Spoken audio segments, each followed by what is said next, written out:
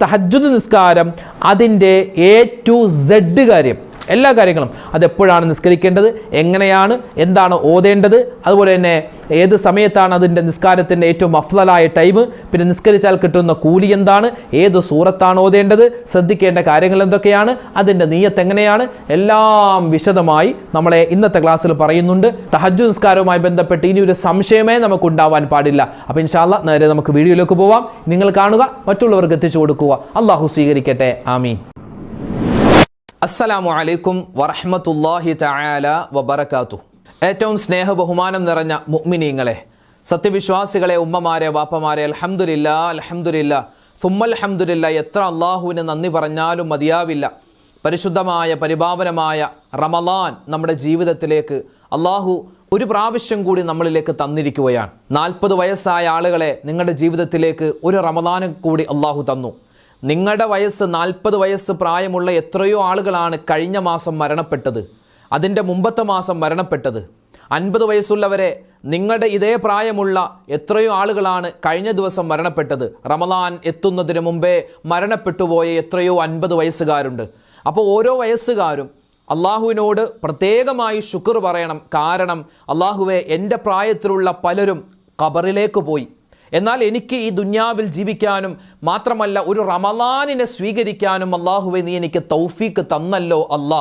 ഒരു മനുഷ്യൻ അവൻ റമളാനിനെ ജീവിതത്തിൽ സ്വീകരിക്കുന്നു, മറ്റൊരാൾ സ്വീകരിക്കാതെ അവൻ മരണപ്പെട്ടു പോയാൽ ഈ റമളാൻ ജീവിതത്തിൽ കിട്ടിയ ആളും ഈ റമളാൻ ജീവിതത്തിൽ കിട്ടാതെ പോയ ആളും തമ്മിലുള്ള വ്യത്യാസം നബിതങ്ങൾ സ്വല്ലല്ലാഹു അലൈഹി വസല്ലം പറയുന്നു, ആകാശ ഭൂമികൾക്കിടയിലുള്ള ആ ഒരു വ്യത്യാസം പോലെയാണ്. ആകാശഭൂമികൾക്കിടയിലുള്ള ആ ഒരു ദൂരം പോലെയാണ് റമളാൻ ഒരാളുടെ ജീവിതത്തിലേക്ക് വന്നു, മറ്റൊരാളുടെ ജീവിതത്തിലേക്ക് വന്നില്ല, അതിനു മുമ്പ് അയാൾ മരണപ്പെട്ടു പോയാൽ അവർക്കിടയിലുള്ള അന്തരം എന്താണ്? ആകാശഭൂമികൾക്കിടയിലുള്ള ആ ഒരു ദൂരം പോലെയാണെന്നാണ്.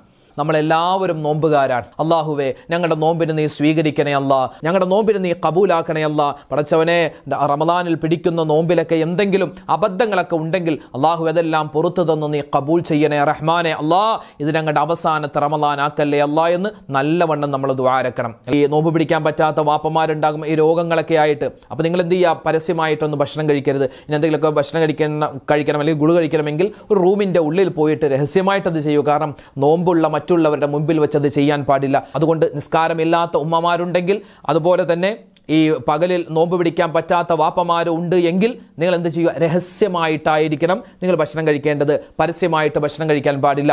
പിന്നെയോ മാത്രമല്ല, നോമ്പുകാരെ പോലെ കഴിയുക. അതോടൊപ്പം തന്നെ ഈ റമളാനിൽ പിടിക്കാൻ പറ്റാത്ത നോമ്പ് റമളാനിന് ശേഷം നിങ്ങൾ ഖളാ വീട്ടുകയും ചെയ്യുക, മറന്നുപോവണ്ട. ധാരാളമായി നമ്മൾ റഹ്മത്തിനെ ചോദിക്കേണ്ട സമയം കൂടിയാണ്. അല്ലാഹുമ്മ അർഹംനീ യാ അർഹമർ റഹീമീൻ. ഈ ഒരു ദുആ എൻ്റെ ഉമ്മച്ചിമാരെ നിങ്ങൾ മറക്കാതെ പറയണേ, വാപ്പമാരെ മറക്കാതെ പറയണേ. അപ്പോൾ റമളാനിൻ്റെ ആദ്യത്തെ 10, റമളാനിൻ്റെ 1 മുതൽ 30 വരെയുള്ള ദിവസങ്ങളിൽ നമ്മൾ ഒരു ദിക്ർ പറയും. ഏതാണത്? അഷ്ഹദു അല്ലാ ഇലാഹ ഇല്ലല്ലാഹ് അസ്തഗ്ഫിറുല്ലാഹ് അസ്അലുകൽ ജന്നത വ അഊദു ബിക മിനന്നാർ. അല്ലേ, നമ്മൾ പറയാറില്ലേ? ആരാധനക്കർഹൻ അല്ലാഹുവേ, നീയല്ലാതെ മറ്റാരുമില്ല. അള്ളാഹുവെ, ചെയ്തു പോയ പാപങ്ങളെല്ലാം ഞാൻ നിന്നോട് പൊറുക്കലിനെ തേടുകയാണ്, വിട്ടുപുറത്ത് മാപ്പ് തരണയല്ല. അള്ളാഹുവെ, സ്വർഗപ്രവേശനം തരണയല്ല, നരകമോചനം തരണയല്ല. ഇതാണ് ആ ദിക്റിന്റെ അർത്ഥം. ആയിഷ ബീവി ചോദിച്ചു, നബിയെ, റമളാൻ മാസം വരുമ്പോൾ ഞാൻ എന്താണ് നാവ് കൊണ്ട് ഏറ്റവും കൂടുതൽ പറയേണ്ടത്? ഇത് പറയണം ആയിഷ. ഏത്?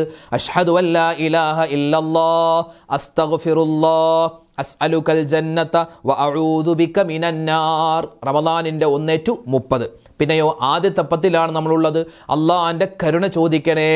അള്ളാഹുവിൻ്റെ റഹ്മത്തില്ലാതെ നമുക്കൊന്നും പറ്റൂല, അല്ലേ? അള്ളാഹുവിൻ്റെ റഹ്മത്ത് വേണം, അത് പിടിച്ചു വാങ്ങണം. അതിന് അല്ലാഹുമ്മ അർഹംനീ യാ അർഹമർ റഹീമീൻ. എല്ലാ നമസ്കാരത്തിന് ശേഷം കുറഞ്ഞതൊരു 3 വട്ടമെങ്കിലും പറയണേ. എല്ലാ ദിവസവും ആവർത്തിച്ചത് പറയണേ. പിന്നെയോ സുബ്ഹാനല്ലാഹി വബിഹംദിഹി സുബ്ഹാനല്ലാഹിൽ അലീം വബിഹംദിഹി അസ്തഗ്ഫിറുല്ലാഹ്. റമളാനിൽ ഒരു മനുഷ്യൻ ഒരു സുബ്ഹാനല്ലാഹ് പറഞ്ഞാൽ 70 സുബ്ഹാനല്ലാഹ് പറഞ്ഞ പ്രതിഫലമാണ്. അപ്പോൾ ഇതുപോലുള്ള ദിക്റുകൾ പറയുമ്പോൾ നമുക്ക് 70ഉം 700ഉം വട്ടമൊക്കെ നമ്മൾ ഈ ദിക്ർ പറഞ്ഞതിൻ്റെ പ്രതിഫലം അല്ലാഹു തരുന്നതാണ്. അതുകൊണ്ട് എൻ്റെ ഉമ്മ, നമ്മൾ എല്ലാ ദിവസവും, പ്രത്യേകിച്ച് ഇന്നത്തെ നോമ്പ് തുറക്ക് മുമ്പ് ഒരു 6:30 ബാങ്കെങ്കിൽ, പല സമയത്തും പല നാടുകളിലും വ്യത്യാസമുണ്ട്, 6:35 അല്ലെങ്കിൽ 6:25 ഏതുമാവട്ടെ, ഒരു 6:15 തന്നെ നമ്മൾ ഈ ദിക്ർ ഇങ്ങനെ പറയാൻ തുടങ്ങണേ. അതിനു മുമ്പ് പറയാൻ പറ്റിയാൽ ഖൈറാണ്. സുബ്ഹാനല്ലാഹി വബിഹംദിഹി സുബ്ഹാനല്ലാഹിൽ അലീം വബിഹംദിഹി അസ്തഗ്ഫിറുല്ലാഹ്.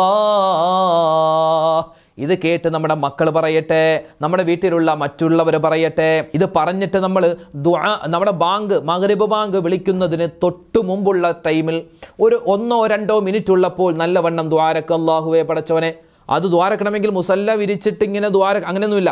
നിങ്ങൾ എവിടെയാണോ ഉള്ളത്, അടുക്കളയിലാണെങ്കിൽ അടുക്കളയിൽ, അല്ലെങ്കിൽ ഹോളിലാണെങ്കിൽ ഹോളിൽ, അവിടെ ഇരുന്നിട്ട് നിങ്ങൾ ദ്വാരക്കണം. അല്ലാഹുവേ പടച്ചവനെ, ഈ റമദാൻ ഞങ്ങൾക്ക് അനുകൂലമാക്കി തരണേ അല്ലാ, ഇന്നത്തെ നോമ്പ് നീ സ്വീകരിക്കണേ അല്ലാ. അല്ലാഹുവേ വിശുദ്ധമായ ഖുർആൻ ഞാൻ ഓതി തുടങ്ങി, ഖത്മുൽ ഖുർആൻ ഓതി തുടങ്ങി, നീ കബൂലാക്കണേ അല്ലാ. നല്ലവണ്ണം ദ്വാരക്കുക. റമദാൻ എന്ന് പറഞ്ഞാൽ ഒരു ടൈമും വേസ്റ്റ് ആക്കാനില്ല. ചില സഹോദരിമാരും ചില സഹോദരങ്ങളൊക്കെ, അള്ളാഹു നമ്മളെ കാക്കുമാറാവട്ടെ, എന്താ ചെയ്യുന്നത്? അത്താഴത്തിനെഴുന്നേറ്റ് അത്താഴം കഴിച്ചിട്ട് വെറുതെ ഒന്ന് കിടക്കാന്ന് വിചാരിക്കും. അങ്ങനെ കിടക്കും. ഇബ്ലീസ് ആ സമയത്ത് വന്നിട്ട് നമുക്കൊരു ഭയങ്കര സുഖമിട്ട് തരും. അങ്ങനെ കിടന്ന് ശുദ്ധമായ സുബഹി നമസ്കാരം നമ്മൾ ഖളാ ആക്കിയിട്ട് ഇങ്ങനെ കിടന്നിട്ട് ചിലപ്പോൾ രാവിലെ 10 മണി 11 മണി, ചിലപ്പോൾ ളുഹർ ബാങ്ക് വിളിച്ച് കഴിഞ്ഞിട്ടായിരിക്കും എഴുന്നേക്കുക. ഉമ്മമാര് കുറവായിരിക്കാൻ ചില പുരുഷന്മാരങ്ങനെ ചെയ്യാറുണ്ട്, ചില മക്കളങ്ങനെ ചെയ്യാറുണ്ട്. ഒരിക്കലും ചെയ്യരുതേ. നിങ്ങൾ എന്ത് ചെയ്യണം? സുബഹി നമസ്കാരം കഴിഞ്ഞ് അത്താഴം കഴിഞ്ഞിട്ട് കിടക്കരുത്. അത്താഴം കഴിഞ്ഞ് കിടന്നാൽ പിന്നെ നല്ല സുഖമായിരിക്കും, ഉറങ്ങിപ്പോകും.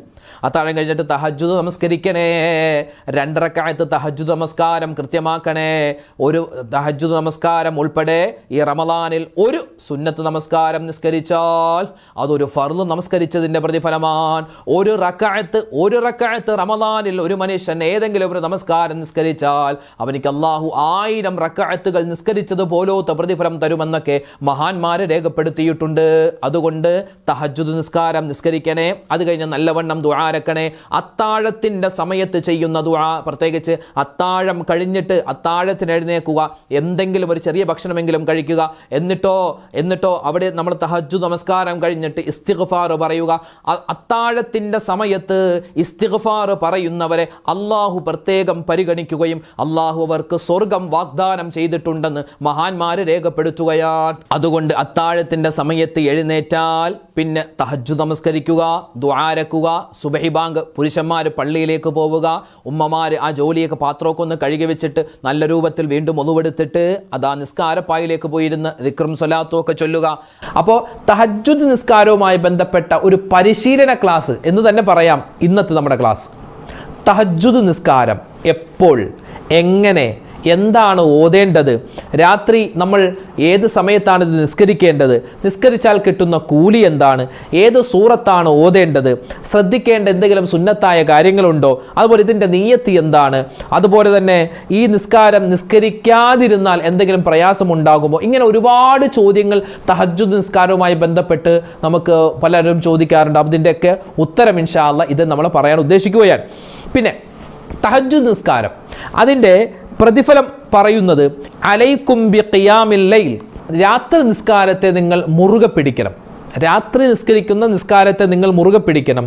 അങ്ങനെ നിങ്ങൾ ആ ഒരു നിസ്കാരത്തെ മുറുകെ പിടിച്ചു കഴിഞ്ഞാൽ, അത് നിത്യമാക്കി കഴിഞ്ഞാൽ എന്താണ്, ഖുർബത്തുൻ ഇലല്ലാഹി അസ്സ വജല്ല, ആ രാത്രി നിസ്കാരം നിങ്ങളെ അള്ളാഹുവിലേക്ക് അടുപ്പിക്കുന്നതാണ്. നമ്മൾ കേട്ടിട്ടുണ്ട് ഈ തഹജ്ജുദ് നിസ്കാരം അല്ലേ, നമ്മുടെ ഉസ്താദുമാരും അല്ലെങ്കിൽ വല്ലുപ്പ, നമ്മുടെ വല്ലുമ്മ, നമ്മുടെ വാപ്പ ഉമ്മ ഒക്കെ നിസ്കരിക്കുന്ന നിസ്കാരമാണ്, അവർക്ക് വേണ്ടിയുള്ള നിസ്കാരമാണ് തഹജ്ജുദ്. നമുക്കൊന്നും പറഞ്ഞിട്ടില്ല എന്നൊന്നും ആരും വിചാരിക്കരുത്. കാരണം നമുക്കെല്ലാവർക്കും നിസ്കരിക്കാൻ പറ്റുന്ന, വളരെ എളുപ്പത്തിൽ നിർവഹിക്കാൻ പറ്റുന്ന, ചുരുങ്ങിയ സമയത്തിനുള്ളിൽ നിസ്കരിച്ചിട്ട് ഒരുപാട് പുണ്യങ്ങൾ നമുക്ക് നേടിയെടുക്കാൻ പറ്റുന്ന ഒരു നിസ്കാരമാണ് തഹജ്ജുദ് നിസ്കാരം. ആദ്യം തന്നെ പറയട്ടെ, ഈ തഹജ്ജുദ് നിസ്കാരം നിസ്കരിച്ചാൽ കിട്ടുന്ന പ്രതിഫലം എന്താണ്? ആ പ്രതിഫലമൊക്കെ അറിഞ്ഞിട്ടൊരു നമുക്ക് നിസ്കരിക്കാൻ ഒരു താല്പര്യമുണ്ടായാലാണല്ലോ ബാക്കി നിസ്കാരത്തിൻ്റെ രൂപമൊക്കെ നമുക്ക് മനസ്സിലാവേണ്ടത്. അപ്പോൾ ഇൻഷാ അല്ലാഹ് ആദ്യം തന്നെ തഹജ്ജുദ് നിസ്കാരത്തിൻ്റെ പുണ്യങ്ങൾ നമ്മൾ ഇതാ പറയാൻ പോവുകയാണ്. തഹജ്ജുദ് എന്ന വാക്കിൻ്റെ അർത്ഥം എന്താണ്? ഉറക്കം ഒഴിവാക്കുക എന്നതാണ്. രാത്രിയിലെ മുഴുവൻ ഉറക്കവും ഒഴിവാക്കണം എന്നല്ല പറഞ്ഞതിൻ്റെ അർത്ഥം, മറിച്ച് രാത്രി എല്ലാവരും ഉറങ്ങുന്ന സമയത്ത് ഒന്ന് എഴുന്നേറ്റിട്ട് നമ്മുടെ ഉറക്കമൊക്കെ ഒന്ന് മാറ്റിയിട്ട് നിസ്കരിക്കുന്ന നിസ്കാരത്തിനാണ് തഹജ്ജുദ് നിസ്കാരം എന്ന് പറയുക. ഇനി തഹജ്ജുദ് നിസ്കാരത്തിൻ്റെ പ്രതിഫലം ആദ്യം തന്നെ പറയാം. ഒന്നാമത്തേത്, നമ്മുടെ ഹൃദയത്തിന് ഒരുപാട് രോഗങ്ങളുണ്ടാകും. ഹൃദയത്തിനെന്ന് പറഞ്ഞാൽ കുശുമ്പ്, അസൂയ, അതുപോലെ തന്നെ ദേഷ്യമുണ്ടാവുക, മറ്റുള്ളവരോട് പകയുണ്ടാവുക, ഇങ്ങനെ ഒരുപാട് ഹൃദയ രോഗങ്ങളുണ്ട്. അതുപോലെ തന്നെ ആന്തരികമായ രോഗങ്ങളുണ്ട്. നമ്മുടെ വയറ് സംബന്ധമായ, നമ്മുടെ കുടല് സംബന്ധമായ, കരൾ സംബന്ധമായ, നമ്മുടെ ആന്തരിക അവയവങ്ങളായി എന്തൊക്കെ ഉണ്ടോ, അത് ആന്തരിക അവയവം എന്ന് പറഞ്ഞാൽ നമുക്ക് നമ്മുടെ കണ്ണുകൊണ്ട് പെട്ടെന്ന് നോക്കിയാൽ കാണാൻ പറ്റാത്ത അവയവങ്ങൾ ഉള്ളിലുണ്ടത്. അതിന് സംഭവിക്കുന്ന രോഗങ്ങൾക്കുള്ള ഒരു ശിഫയാണ്, ഒരു മരുന്നാണ് എന്ത്? തഹജ്ജുദ് നിസ്കാരം എന്ന് മഹത്തുക്കൾ പഠിപ്പിക്കുകയാണ്. ചില്ലറക്കാരനല്ല കേട്ടോ തഹജ്ജുദ് നിസ്കാരം, ഒരുപാട് നേട്ടമുണ്ട്. പറയുന്ന എനിക്കും കേൾക്കുന്ന നമുക്ക് എല്ലാവർക്കും അല്ലാഹു തആല ഈ നിസ്കാരം കൃത്യമാക്കാനുള്ള തൗഫീഖ് തന്ന് അനുഗ്രഹിക്കുമാറാവട്ടെ. ആമീൻ യാ റബ്ബൽ ആലമീൻ. രണ്ടാമത്തേത്, സ്വർഗത്തിൽ അല്ലാഹു സുബ്ഹാനഹു വ തആല ഒരു പ്രത്യേകമായ സ്ഥലം തന്നെ ഈ രാത്രി നിസ്കാരം, ഖിയാമുൽ ലൈൽ, അതായത് ഈ തഹജ്ജുദ് നിസ്കാരം നിസ്കരിക്കുന്നവർക്ക് അല്ലാഹു കൊടുക്കുമെന്ന്, പ്രത്യേക സ്ഥാനം കൊടുക്കുമെന്നാണ്. അതായത് ഇപ്പോൾ നമ്മുടെ മകളുടെ കല്യാണം എന്ന് വിചാരിക്കുക, നമ്മുടെ മകളുടെ കല്യാണം. അപ്പോൾ മകളുടെ കല്യാണത്തിന് നമ്മൾ ഒരുപാട് ആളുകൾ വിളിച്ചു. അപ്പോൾ അവരൊക്കെ വന്ന് ഭക്ഷണം കഴിക്കുന്നു. എവിടെയാണ് ഭക്ഷണം കഴിക്കുന്നത്? നമ്മൾ അവർക്ക് സജ്ജീകരിച്ചിട്ടുള്ള ആ പന്തലിൽ എല്ലാവർക്കും ഒരേപോലെ കസേര വിരിച്ചു, ഒരേപോലെ ഡെസ്ക് വിരിച്ചു, അല്ലേ? അവിടെ വന്നാണ് കഴിക്കുന്നു. അപ്പോഴാണ് നോക്കുന്നത് മുഖ്യമന്ത്രി വരുന്നു, പ്രധാനമന്ത്രി വരുന്നു, അല്ലെങ്കിൽ ഒരു വലിയ സയ്യിദ് വരുന്നു, ഒരു തങ്ങൾ വരുന്നു. നമ്മൾ എന്ത് ചെയ്യും? തങ്ങളല്ലേ, അവിടെ പോയിരുന്നോ? അല്ലെങ്കിൽ മുഖ്യമന്ത്രി അല്ല, മൂപ്പര് അവിടെ പോയിരിക്കട്ടെ, എല്ലാവരും ഇരിക്കുന്ന സ്ഥലത്ത് പോയിരിക്കട്ടെ. അങ്ങനെയാണോ? അല്ല, തങ്ങളിങ്ങോട്ട് കൊണ്ടുപോവാ, അല്ലെങ്കിൽ മന്ത്രി ഇങ്ങോട്ട് കൊണ്ടുപോവാ, അദ്ദേഹത്തെ ഇങ്ങോട്ട് കൊണ്ടുപോവാ. അദ്ദേഹത്തിന് സ്പെഷ്യലായി ഒരു സ്ഥലം കൊടുക്കും, അല്ലേ? VIP റൂം കൊടുക്കും. VIP ഇരുന്ന് ഭക്ഷണം കഴിക്കുന്ന ആ സ്ഥലത്ത് നമ്മൾ അവരെ കൊണ്ടുപോകും. അവർക്കെന്താ പ്രത്യേക സ്ഥാനം. ഇതുപോലെ നമ്മളൊക്കെ ഇൻഷാ അല്ലാഹ് സ്വർഗത്തിൽ കടക്കും. സ്വർഗത്തിലാണ് അല്ലാഹു തആല സ്വർഗത്തിൽ കടത്തി അനുഗ്രഹിക്കുമാറാവട്ടെ. ആമീൻ യാ റബ്ബൽ ആലമീൻ. അപ്പോൾ സ്വർഗത്തിൽ എല്ലാവരും ഇങ്ങനെ കടക്കുമ്പോൾ പ്രത്യേക ഒരു സ്ഥലത്ത് പ്രത്യേകം ആളുകൾ ഇരുന്ന് ഭയങ്കര അഭിമാനത്തോടു കൂടി ചില ആളുകൾ ഇങ്ങനെ ഇരിക്കുന്നതാണ്. സ്വർഗത്തിൽ അഭിമാനത്തോടു കൂടി ഇരിക്കും. അപ്പോൾ ചോദിക്കും, അത് ആരാണ്? മൻഹും, അവരാരാണ്? അപ്പോൾ പറയും, അവർ രാത്രി നിസ്കാരം, ഈ തഹജ്ജുദ് നിസ്കാരം മുറുകെ പിടിച്ച ആളുകളാണെന്ന് അവരോട് പറയപ്പെടുമെന്നാണ്. മാത്രമല്ല അവർക്ക് പ്രത്യേകമായ ഒരു കൊട്ടാരം കൊടുക്കുമെന്നാണ്. പിന്നെയോ, ദുന്യാവിൽ തഹജ്ജുദ് നിസ്കാരം നിർവഹിക്കുന്ന, കൃത്യമാക്കുന്ന, നിത്യമാക്കുന്ന ആളുകൾക്ക് ദാരിദ്ര്യത്തെ പേടിക്കേണ്ടി വരില്ലെന്നാണ്. ഒന്നുമില്ലാത്ത അവസ്ഥ, പൈസയില്ല, മറ്റുള്ളവരുടെ മുന്നിൽ പോയി കൈനീട്ടേണ്ട ഒരു അവസ്ഥ അള്ളാഹു വരുത്തില്ല. അതുപോലെ തന്നെ രോഗങ്ങൾക്ക് അടിമകളാവൂലെന്നാൽ, എന്തെങ്കിലും പ്രശ്നങ്ങളൊക്കെ ഉണ്ടെങ്കിൽ അത് വേഗത്തിൽ അല്ലാഹു തആല മാറ്റിക്കൊടുക്കും. കാരണം ഇവർ അള്ളാഹുവിനോട് അടുത്ത ആളുകളാണ്. പിന്നെയോ, ഇവരെന്ത് ദുആ ചെയ്താലും അല്ലാഹു തആല വേഗത്തിൽ ദുആ സ്വീകരിക്കുമെന്നാണ്. തഹജ്ജുദ് നിസ്കരിക്കുന്ന ഒരാൾ നമ്മുടെ നാട്ടിലുണ്ടോ, അയാളോട് പോയി ദ്വാരക്കാൻ പറയണം. ഒട്ടും പൈസ ഇല്ലാത്ത ആളായിരിക്കും, ചിലപ്പോൾ വലിയ പ്രയാസത്തിൽ കഴിയുന്ന ആളായിരിക്കും. നമ്മുടെ കണ്ണുകൊണ്ട് നോക്കുമ്പോൾ അവൻ അയാൾ പാവപ്പെട്ട ആൾ, മാറ്റി നിർത്തുന്ന ആളായിരിക്കും. പക്ഷെ അയാൾക്കാണ് പവർ കൂടുതൽ, കാരണം അയാൾ തഹജ്ജുദ് നിസ്കരിക്കുന്നുണ്ട്. അതുകൊണ്ട് അയാളുടെ ആ ദുആഇനെ സൂക്ഷിക്കണം. തഹജ്ജുദ് നിസ്കാരം കൃത്യമായി നിസ്കരിക്കുന്ന ആളോട് നമ്മൾ മുട്ടാൻ നിൽക്കരുത്. കാരണം അവർ അള്ളാഹുവിൻ്റെ ആളുകളാണ്, അള്ളാഹിൻ്റെ ആളുകളാണ്. അവരുടെ ദുആക്ക് ഭയങ്കര ഇജാബത്താണ്. മാത്രമല്ല പാപങ്ങളൊക്കെ പൊറുക്കാനും നമ്മുടെ വിചാരണയൊക്കെ വേഗത്തിൽ കഴിഞ്ഞ് സ്വർഗത്തിലേക്ക് പെട്ടെന്ന് എത്താനുമൊക്കെ ഈ തഹജ്ജുദ് നിസ്കാരം കാരണമാണെന്ന് ഒരുപാട് മഹത്തുക്കൾ പറഞ്ഞു തന്നിട്ടുണ്ട്. അപ്പോൾ ഇത്രയും സമയം നമ്മൾ പറഞ്ഞത് തഹജ്ജുദ് നിസ്കാരം എന്താണ്, അതിൻ്റെ ശ്രേഷ്ഠത എന്താണ്. ഇനി മാറ്റിവെച്ചു. ഇനി രണ്ടാമത്തെ സെക്ഷൻ, തഹജ്ജുദ് നിസ്കാരം, ഇതിൻ്റെ സമയമാണ് നമ്മൾ പറയാൻ പോകുന്നത്. തഹജ്ജുദ് നിസ്കാരത്തിൻ്റെ സമയം, അതായത് ഒരാൾ മഗ്രിബ് നിസ്കാരം കഴിഞ്ഞു, ഇശാ ബാങ്ക് വിളിച്ചു, ഇശാ നിസ്കരിച്ചു, ഇശാ നമസ്കാരം നിസ്കരിച്ചു, എന്നിട്ട് ഒരല്പം ഉറങ്ങി, ഒരു 5 മിനിറ്റ് ഉറങ്ങി, അല്ലെങ്കിൽ ഒരു 3 മിനിറ്റ് ഉറങ്ങി, അല്ലെങ്കിൽ ഒരു 2.5 മണിക്കൂർ ഉറങ്ങി, അല്ലെങ്കിൽ ഒരു 5 മണിക്കൂർ ഉറങ്ങി. അതായത് സുബഹിക്ക് മുമ്പ്, അതായത് ഒരാൾ ഇശാ നിസ്കരിച്ചു, അത് കഴിഞ്ഞ് ഒരു അല്പം ഉറങ്ങി എന്നിട്ട് എഴുന്നേറ്റിട്ട് നിസ്കരിക്കുന്ന നിസ്കാരത്തിനാണ് തഹജ്ജുദ് എന്ന് പറയുക. ഒരാൾ ഇശാ നിസ്കരിച്ചു, ഇശാ നിസ്കാരം കഴിഞ്ഞ് അപ്പം തന്നെ തഹജ്ജുദ് നിസ്കാരത്തിൻ്റെ നിയ്യത്ത് വെച്ച് നിസ്കരിച്ചാൽ ആ തഹജ്ജുദ് ആവൂല. നിസ്കാരത്തിന് പ്രതിഫലം കിട്ടും, പക്ഷേ തഹജ്ജുദ് നിസ്കാരം ആവണമെങ്കിൽ ഒന്ന് ഉറങ്ങണമെന്നാണ്. അവിടെ അതാണ് പറയുന്നത്. മഹത്തുക്കൾ പറയുന്നു, ഒന്ന് ഉറങ്ങി എഴുന്നേറ്റിട്ട് നിസ്കരിക്കുന്ന നിസ്കാരത്തിനാണ് തഹജ്ജുദ് നിസ്കാരമെന്ന് പറയുക. അപ്പോൾ ഏറ്റവും നല്ല സമയം എന്ന് പറഞ്ഞാൽ നമ്മൾ ഇശായൊക്കെ നിസ്കരിക്കുക, ഇശാ നിസ്കാരമൊക്കെ കഴിഞ്ഞിട്ട് അതിൻ്റെ സുന്നത്തും ഒക്കെ നിസ്കരിച്ചിട്ട് പിന്നെ നമ്മൾ ഭക്ഷണമൊക്കെ കഴിച്ച് കിടന്നിട്ട് ഒരു എന്താ പറയുക, രാത്രിയിലെ അള്ളാഹ്ക്ക് ഏറ്റവും കൂടുതൽ ഇഷ്ടമുള്ളൊരു സമയമാണ് എന്താണ്, രാത്രിയെ 3ആയി തിരിച്ചാൽ ആ 3ാമത്തെ ഭാഗത്തോട് അടുക്കുന്ന സമയത്താണ് അള്ളാഹുവിൻ്റെ റഹ്മത്തിൻ്റെ മലക്കുകൾ ഭൂമിയിലേക്ക് ഇറങ്ങുക. മാത്രമല്ല അള്ളാഹുവിന് ഏറ്റവും കൂടുതൽ ഇഷ്ടമുള്ള സമയവും അതാണ്. ഏകദേശം ഒരു സുബഹി ബാങ്ക് ഒരു 5:30 ഒരു 4 മണി 4:30 ആ ഒരു ടൈമിലൊക്കെ എഴുന്നേറ്റിട്ട് ഒന്ന് നല്ല തണുപ്പൊക്കെ ഉണ്ടാകും, ആ സമയത്ത് നല്ല മടി ഉണ്ടാകും, അതൊക്കെ മാറ്റി വെച്ചിട്ട് നല്ല രൂപത്തിൽ വുളുവൊക്കെ എടുത്തിട്ട് നിസ്കരിക്കുന്ന നിസ്കാരം, ആ നിസ്കാരത്തിന് അള്ളാഹുവിന് ഭയങ്കര ഇഷ്ടമാണ്. ഒരു ഭയങ്കര അള്ളാഹ്ക്ക് അത് അടിമകൾ അങ്ങനെ നിസ്കരിക്കുന്നത് കാണാൻ അള്ളാഹ് കൊതിക്കുമെന്നാണ്. അള്ളാഹു താല ഈ തഹജ്ജുദ് നിസ്കാരം അത് നിത്യമാക്കാൻ അള്ളാഹു നമുക്ക് എല്ലാവർക്കും തൗഫീക്ക് തന്ന് അനുഗ്രഹിക്കുമാറാവട്ടെ. ആമീൻ യാ റബ്ബൽ ആലമീൻ. അപ്പോൾ അതിൻ്റെ ടൈം മനസ്സിലായില്ലേ? അതായത് ഇശാ നമസ്കാരം കഴിഞ്ഞ്, ഇശാ നിസ്കാരം എപ്പോഴാണോ നിസ്കരിക്കുന്നത് ആ നിസ്കാരം കഴിഞ്ഞ് ഒരു അല്പം ഉറങ്ങിയിട്ട് സുബഹിക്ക് മുമ്പ് എഴുന്നേറ്റിട്ട് നിസ്കരിക്കുന്ന നിസ്കാരത്തിനാണ് തഹജ്ജുദ് എന്ന് പറയുക. അതാണ് അതിൻ്റെ ടൈം ഏകദേശം. ഇനി ഒരു ഹദീസിൽ കാണാം, ഖൈറുൽ ലഹു മിനദ് ദുനിയാ വമാ ഫീഹാ എന്നാണ്. ഇനി അതിൻ്റെ റക്അത്തിൻ്റെ എണ്ണത്തിലേക്കാണ് പോകുന്നത്. അതായത് തഹജ്ജുദ് നിസ്കാരം ഒരാൾ 2 റക്അത്ത്, ചുരുങ്ങിയത് 2 റക്അത്ത്, കൂടിയത് എത്ര വേണമെങ്കിലും നമുക്ക് നിസ്കരിക്കാം. ഒരാൾക്ക് ഈ 2 റക്അത്ത് തന്നെ ഒരാൾ നിസ്കരിച്ചാൽ അവനിക്ക് ഖൈറുൽ ലഹു മിനദ് ദുനിയാ വമാ ഫീഹാ, ഈ ദുനിയാവും അതിൻ്റെ ഉള്ളിലുള്ള മുഴുവൻ വസ്തുക്കളും അവനിക്ക് കിട്ടുന്നതിനേക്കാൾ ഖൈറാണ് ഒരു 2 റക്അത്ത് നിസ്കാരം. ചുരുക്കത്തിൽ 2 റക്അത്തെങ്കിലും നമ്മൾ തഹജ്ജുദ് നിസ്കരിച്ചാൽ അള്ളാഹുവിൻ്റെ ഭാഗത്ത് നിന്ന് കിട്ടുന്നത്. ഇനി ഈ നിസ്കാരത്തിൻ്റെ നിയ്യത്തിലേക്ക് നമുക്ക് കടക്കാം. അപ്പോൾ ഏകദേശം ടൈം ഏതാണ് നമുക്ക് മനസ്സിലായി. ഇനി അതിൻ്റെ നിയ്യത്ത് എങ്ങനെയാ? ഉസല്ലി സുന്നത്ത തഹജ്ജുദി റക്അത്തൈനി മുതവജ്ജിഹൻ ഇലൽ ഖിബ്ലത്തി അദാഅൻ ലില്ലാഹി തആല. 2 റക്അത്ത് തഹജ്ജുദ് നിസ്കാരം അല്ലാഹു തആലക്ക് വേണ്ടി ഖിബ്ലക്ക് മുന്നിട്ട് ഞാൻ അദാ ആയി നിസ്കരിക്കുന്നു. അല്ലാഹു അക്ബർ. വെളുപ്പിനെ നമ്മൾ എഴുന്നേൽക്കുക, ഒന്ന് ബ്രഷൊക്കെ ചെയ്യുക, ബാത്റൂമിലൊക്കെ ഒന്ന് പോയിട്ട് റാഹത്തായി നല്ല രൂപത്തിൽ വുളുവെടുക്കുക. സുബഹി നിസ്കാരത്തിന് തൊട്ട് മുമ്പുള്ള സമയം, ആ ബാങ്ക് വിളിക്കുന്ന തൊട്ട് മുമ്പ് വരെ നമുക്ക് ടൈമുണ്ട്. ഇശാ നിസ്കാരം കഴിഞ്ഞിട്ട് ഒന്ന് ഉറങ്ങി എഴുന്നേറ്റിട്ട് ഒരു 5 മിനിറ്റ് എഴുന്നേറ്റ് നമ്മൾ നിസ്കരിക്കുന്ന നിസ്കാരത്തിനാണ് തഹജ്ജുദ്. അത് ഏത് ടൈം വരെ ഉണ്ട്? സുബഹി ബാങ്ക് വിളിക്കുന്നതിന് തൊട്ട് മുമ്പ് വരെ അതിൻ്റെ ടൈമുണ്ട്. അപ്പോൾ 2 റക്അത്ത് തഹജ്ജുദ് നിസ്കാരം അല്ലാഹു തആലക്ക് വേണ്ടി ഖിബ്ലക്ക് മുന്നിട്ട് അദാ ആയി നിസ്കരിക്കുന്നു. അല്ലാഹു അക്ബർ. അങ്ങനെ നിയ്യത്ത് പറഞ്ഞിട്ട് കൈകെട്ടിയതിനു ശേഷം വജ്ജഹത്തു ഓതുക. വജ്ജഹത്തു അല്ലേ, ദുആഉൽ ഇഫ്തിതാഹ്, പ്രാരംഭ പ്രാർത്ഥന. വജ്ജഹത്തു വജ്ഹിയ ലില്ലദി ഫതറസ് സമാവാതി വൽ അർള. വജ്ജഹത്തു ഓതുക. വജ്ജഹത്തു ഓതി കഴിഞ്ഞിട്ടോ പിന്നെ ഓതാനുള്ളത് സൂറത്തുൽ ഫാത്തിഹ.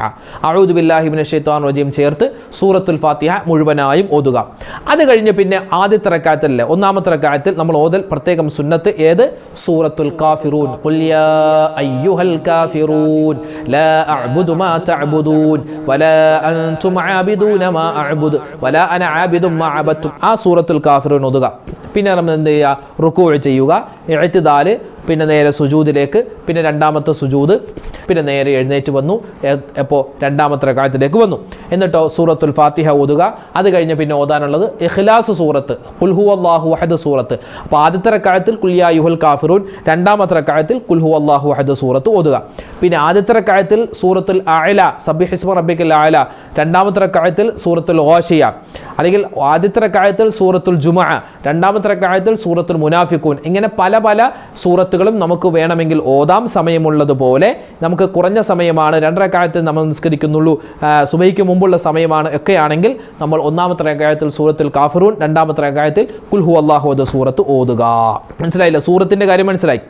പിന്നെ ഇതിൻ്റെ പ്രതിഫലം എന്താണെന്ന് മനസ്സിലായി. പിന്നെ ഇതിൻ്റെ നിയ്യത്തിൻ്റെ കാര്യം നമ്മൾ പറഞ്ഞു. പിന്നെ ഇതിൻ്റെ ടൈമിൻ്റെ കാര്യം പറഞ്ഞു. പലരും ചോദിക്കുന്നു, ഈ തഹജ്ജുദ് നിസ്കാരം ഉസ്താദെ അത് ഖളാ വീട്ടാമോ? ഞങ്ങൾ എല്ലാ ദിവസവും സ്ഥിരമായി നിസ്കരിക്കുന്ന ആളുകളാണ്, പക്ഷെ ഒരു ദിവസം എഴുന്നേക്കാൻ വൈകിപ്പോയി, സുബഹി ബാങ്ക് വിളിച്ചതിന് ശേഷമാണ് എഴുന്നേറ്റത്, അപ്പോൾ ഞങ്ങൾക്കത് ഖളാ വീട്ടാമോ? പറ്റും, നിങ്ങൾക്ക് ഖളാ വീട്ടാം. നിങ്ങൾ എന്ത് ചെയ്യുക? 2 റക്അത്ത് സുന്നത്ത് നിസ്കരിക്കുക. ആ നിയ്യത്ത് എന്ത് വെക്കുക? പടച്ചോനെ ഖളാ ആയി പോയ തഹജ്ജുദ് നിസ്കാരം അല്ലാഹു തആലക്ക് വേണ്ടി ഖിബിലക്ക് മുന്നിട്ട് നിസ്കരിക്കുന്നു, അല്ലാഹു അക്ബർ, അങ്ങനെ നിയ്യത്ത് വെച്ച് നിസ്കരിച്ചാൽ നമുക്കതിൻ്റെ പ്രതിഫലം കിട്ടുന്നതാണ്. അപ്പോൾ തഹജ്ജുദ് നിസ്കാരം എന്താണ്, അതിൻ്റെ പ്രതിഫലം എന്താണ്, അതിൻ്റെ ടൈം, കാര്യങ്ങളൊക്കെ നമ്മൾ വിശദമായി പറഞ്ഞിട്ടുണ്ട്. ഇനിയും ഒരുപാട് സംശയങ്ങളുണ്ടാകും. അപ്പോൾ ഇൻഷാ അല്ലാഹ് ആ സംശയങ്ങളൊക്കെ നിങ്ങളൊന്ന് കമൻറ്റായി രേഖപ്പെടുത്തിയാൽ നമുക്ക് വരുന്ന ഏതെങ്കിലും ഒരു ദിവസം അല്ലെങ്കിൽ റമദാനിൽ തന്നെ ഇൻഷാ അല്ലാഹ് തഹജ്ജുദ് നിസ്കാരവുമായി ബന്ധപ്പെട്ട് നമുക്ക് ഒന്നുകൂടി ഒരു ക്ലാസ് പറയണം. കാരണം അതിലൊക്കെ ഒരുപാട് ആളുകൾക്ക് എത്ര പറഞ്ഞാലും പല പല സംശയങ്ങളുണ്ട്. അതൊക്കെ തീർത്തിട്ട് ഇൻഷാ അല്ലാഹ് നമുക്ക് ഏതായാലും റമദാനിൽ നമുക്ക് തഹജ്ജുദ് നിസ്കാരം കൃത്യമാക്കണം. അല്ലാഹു തൗഫീഖ് തന്ന് അനുഗ്രഹിക്കുമാറാവട്ടെ. ആമീൻ യാ റബ്ബൽ ആലമീൻ. അപ്പോൾ ഇൻഷാ അല്ലാഹ് നമ്മളിപ്പോൾ ഇന്ന് പഠിച്ചത് തഹജ്ജുദ് നിസ്കാരമാണ്. പലരും ചോദിക്കുന്നുണ്ട്, ഉസ്താദെ ഈ നമ്മൾ നിസ്കരിക്കുമ്പോൾ വജ്ജഹത്ത് ഓതും അല്ലെ, ഫാത്തിഹ ഓതും, അതുപോലെ തന്നെ സൂറത്തുകൾ ഓതും, പിന്നെ റുകൂഇൽ പറയേണ്ട ദുആ, ഇഅ്തിദാലിൽ പറയേണ്ട ദുആ, സുജൂദിൽ പറയേണ്ട ദുആ, ഇതൊക്കെ നമ്മൾ ഓതാറുണ്ട്. പക്ഷെ പലർക്കും ഇതിൻ്റെ അർത്ഥം അറിയില്ല അല്ലേ. ഇപ്പം നിസ്കാരത്തിൽ നമ്മൾ പറയുന്ന ഓരോ ദിക്റുകളുണ്ടല്ലോ, റബ്ബി ഗ്ഫിർലി വർഹംനി വജ്ബുർനി വർഫഅനി വർസുഖ്നി വഹ്ദിനി വആഫിനി സുബ്ഹാന റബ്ബിയൽ അഅല വബിഹംദിഹി സുബ്ഹാന റബ്ബിയൽ അളീം വബിഹംദിഹി. അതുപോലെ തന്നെ നമ്മൾ ഓതുന്ന സൂറത്തുകൾ, ആയത്തുകൾ, അതിൻ്റെയൊക്കെ അർത്ഥം പലർക്കും അറിയില്ല. അപ്പോൾ അർത്ഥം, അതായത് ഒരാൾ നിസ്കരിക്കുമ്പോൾ അയാൾ നിസ്കാരത്തിൻ്റെ തുടക്കം മുതൽ ഒടുക്കം വരെ പറയുന്ന ഏതൊക്കെ ലഫ്ലുകൾ, ഏതൊക്കെ വാക്കുകളുണ്ടോ അതിൻ്റെ എല്ലാം അർത്ഥസഹിതം ഇൻഷാ അല്ലാഹ് ഒരു പ്രാക്ടിക്കലായുള്ള ഒരു ക്ലാസ് ഇൻഷാ അല്ലാഹ് വരുന്ന ആഴ്ചകളിൽ നമ്മുടെ വീഡിയോയിൽ ഉണ്ടാകും, നമ്മുടെ ചാനലിൽ ഉണ്ടാകും. അതൊക്കെ ഇൻഷാ അല്ലാഹ് നിങ്ങളും കാണുക. അതിൽ പറയപ്പെട്ട കാര്യങ്ങളൊക്കെ നമുക്ക് ഏകദേശം നമ്മൾ നിസ്കരിക്കേണ്ട രൂപമൊക്കെ ഒന്നും വിശദീകരിച്ച് അതിനകത്ത് തരുന്നതാണ്. അപ്പോൾ അതൊക്കെ അനുസരിച്ച് ഇൻഷാ അല്ലാഹ് നല്ല രൂപത്തിൽ നമ്മുടെ നിസ്കാരത്തിന് എന്തെങ്കിലും ഒരു കോട്ടങ്ങളുണ്ടെങ്കിൽ അതൊക്കെ പരിഹരിച്ച് മുന്നോട്ട് പോകാൻ ശ്രദ്ധിക്കുക. അല്ലാഹു റബ്ബുൽ ഇസ്സത്ത് നമുക്ക് തൗഫീഖ് തന്ന് അനുഗ്രഹിക്കുമാറാവട്ടെ. ഇന്നത്തെ മജ്ലിസുൽ ഉസ്താദ് പ്രത്യേകം ഞങ്ങൾക്ക് വേണ്ടി ദുആരക്കണമെന്ന് ഒരുപാട് ആളുകൾ പറഞ്ഞിട്ടുണ്ട്. ലക്ഷദ്വീപുകാരായ ഒരുപാട് ആളുകൾ ദുആരക്കാൻ വസിയത്ത് പറഞ്ഞിട്ടുണ്ട്. ഇൻഷാ അല്ലാഹ് എല്ലാവർക്കും വേണ്ടി ദുആരക്കുന്നുണ്ട്. അല്ലാഹു റബ്ബുൽ ഇസ്സത്ത് നമുക്കെല്ലാവർക്കും അഭിമാനം തന്ന് അനുഗ്രഹിക്കുമാറാവട്ടെ. മരിക്കുന്നതിന് മുമ്പ് ആരുടെയെങ്കിലും മുമ്പിൽ പോയി കൈനീട്ടേണ്ട ഒരു അവസ്ഥ അല്ലാഹു വരാതെ നമ്മളെല്ലാവരെയും കാത്തുരക്ഷിക്കുമാറാവട്ടെ. ഒരുപാട് ആളുകൾ ദുആരക്കാൻ പറഞ്ഞു, രോഗത്തിൻ്റെ കാര്യം പറഞ്ഞു. അല്ലാഹുവെ രോഗികളുടെ രോഗങ്ങൾ നീ ശിഫയാക്കി കൊടുക്കണേ അല്ലാ. അല്ലാഹുവെ പടച്ചവനെ ഞങ്ങളുടെ മനസ്സിലുള്ള ഹലാലായ നല്ല മുറാദുകൾ നീ ഹാസിലാക്കി തരണേ അല്ലാ. വിഷമങ്ങളും സങ്കടങ്ങളും ദൂരീകരിക്കണേ റഹ്മാനെ. ആമീന ബിറഹ്മതിക യാ അർഹമർ റഹീമീന വൽഹംദുലില്ലാഹി റബ്ബിൽ ആലമീൻ. അസ്സലാമു അലൈക്കും വറഹ്മത്തുള്ളാഹി തആല വബറകാതുഹു.